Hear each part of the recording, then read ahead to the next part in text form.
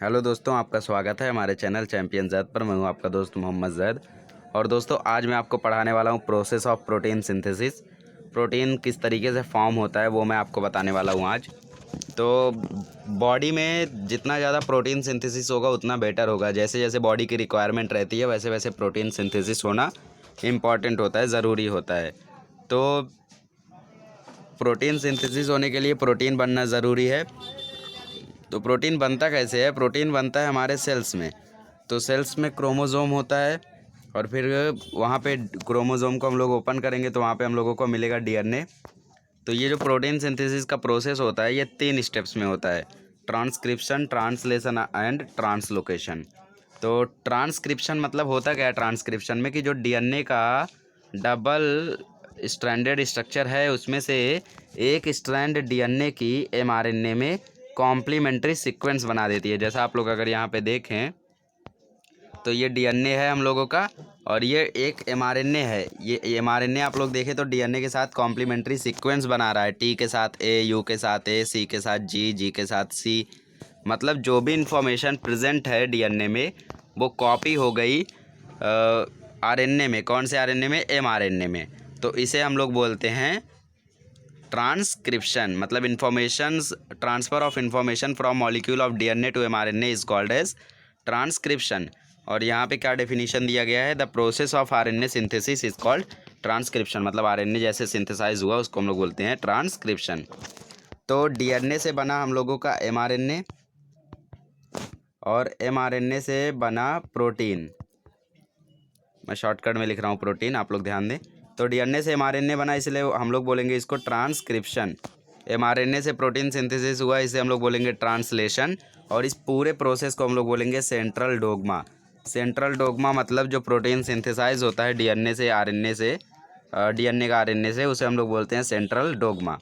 अब इन्फॉर्मेशन तो कॉपी हो गई। इन्फॉर्मेशन कॉपी होने के बाद जो एमआरएनए रहता है वो आता है न्यूक्लियस में, और न्यूक्लियस में आने के बाद वो जाता है साइटोप्लाज्म में और वो कोडेड मैसेज लेकर आता है डीएनए से, इन्फॉर्मेशन लेके आता है डीएनए से। और वो जो इन्फॉर्मेशन रहती है उसमें कोड्स रहते हैं अमाइनो एसिड के। जैसे अभी समझ लीजिए आप और आपका दोस्त है, आपके दोस्त ने कहा कि भाई तेको अगर ये मूवी देखनी है तो तेको ये कोड बोलना पड़ेगा। तो आपका दोस्त हो गया डीएनए, आप हो गए एमआरएनए। तो जो कोड आपसे आपके दोस्त ने बताया तो आप हो गए एमआरएनए, आपको कोड अभी मालूम पड़ गया फिल्म देखने के लिए जो कोड है। तो आप लोग वो कोड जाके जब बोल दोगे तो आपको फिल्म देखने को मिल जाएगा, मतलब अमाइनो एसिड मिल जाएगा। तो उसी तरीके से ये कोड होता है। तो डीएनए ने एमआरएनए को कोड बता दिया। अब एमआरएनए गया है साइटोप्लाज्म में कोड लेके अमाइनो एसिड का। तो कोड जो होता है अमाइनो एसिड का उसमें 3 न्यूक्लियोटाइड होते हैं। इवेंचुअली ये कोड क्या होता है? ये होता है न्यूक्लियोटाइड, मतलब साइटोसिन, थायमिन, यूरासिल, ये सब। तो 3 न्यूक्लियोटाइड का जो पेयर रहता है उसे हम लोग बोलते हैं ट्रिपलेट कोडॉन। ट्रिपलेट मतलब ट्रिपल कोडॉन। उसके बाद जो एमआरएनए होता है उसमें हज़ारों ट्रिपलेट कोडॉन रहते हैं, मतलब 3000 कम से कम न्यूक्लियोटाइड्स होते होंगे। और एमआरएनए का जैसे मैसेज रहता है वैसे वैसे अमाइनो एसिड सप्लाई करता है टीआरएनए। तो साइटोप्लाज्म में जो आरएनए था, राइबोसोम था, राइबोसोम ने पकड़ लिया एमआरएनए को। पकड़ने के बाद जो टीआरएनए था, टीआरएनए आया नीचे, ये लाइसिन लिखा हुआ है, इवेंचुअली अमाइनो एसिड है। तो अमाइनो एसिड लेकर आया और ये टीआरएनए है, ये है एंटी कोडॉन, ये है कोडॉन। तो इसने जब यहाँ पे रखा तो पेयरिंग हुई, उसके बाद अमाइनो एसिड इस तरीके से बनते गए। और लास्ट में अमाइनो एसिड जब बहुत सारे हो गए, जैसा आप लोग यहाँ पे देखें तो ये एक अमाइनो एसिड, ये 2, यहाँ पे 3, यहाँ पे 4, यहाँ पे 5, इसी तरीके से हज़ारों ट्रिपलेट कोडॉन रहते हैं तो बनते जाते होंगे। लास्ट में ये पेप्टाइड बॉन्ड से जुड़ जाते हैं और पेप्टाइड बॉन्ड से जुड़ने के बाद बन जाता है प्रोटीन।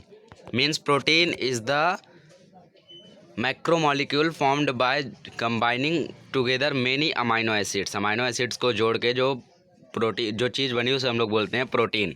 और प्रोटीन किस लिए यूज़ होता है? बॉडी कैरेक्टर के लिए। प्रोटीन से हमारा बॉडी कैरेक्टर दिखता है। तो इसको जो कॉम्प्लीमेंट्री सीक्वेंस जो प्रोड्यूस हुआ था टीआरएनए में, जो एंटी कोडॉन आया था, मतलब टीआरएनए के जो न्यूक्लियोटाइड रहते हैं उसको हम लोग बोलते हैं एंटी कोडॉन। तो उसको हम लोग बोलते हैं ट्रांसलेशन। मतलब ट्रांसक्रिप्शन हुआ, अभी ट्रांसक्रिप्शन से अपोजिट एंटी कोडॉन बना तो उसे हम लोग बोलेंगे ट्रांसलेशन। और इस प्रोसेस के दौरान जो आरएनए होता है वो एक जगह से दूसरी जगह पर घूमते रहता है। राइबोसोम, ये राइबोसोम है, ये एक जगह से दूसरी जगह पर घूमते रहता है और उसके बीच की डिस्टेंस होती है एक ट्रिपलेट कोडॉन की।